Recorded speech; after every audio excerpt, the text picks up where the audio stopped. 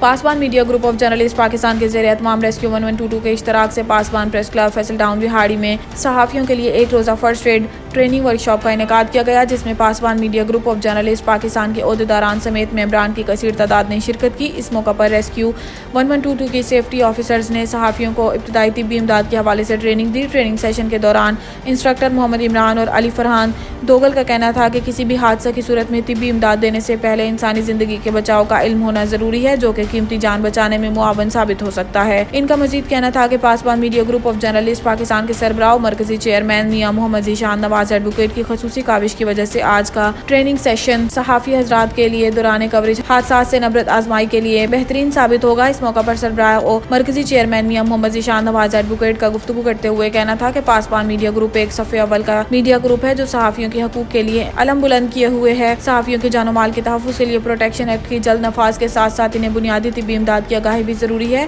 جس کے لیے آج سیشن کا انعقاد کیا گیا تاکہ ایک صحافی دوران کوریج آنے والے حادثات سے نبرد آزما ہو سکے۔ اس موقع پر ریسکیو سیفٹی آفیسرز نے آگ پر قابو پانے، بے ہوش شخص کی دل کی دھڑکن کو بحال کرنے، زخمی شخص کے خون کو روکنے کے حوالے سے ٹریننگ دی اور اس حوالے سے مختلف سوالات کے جواب میں بھی دیے گئے۔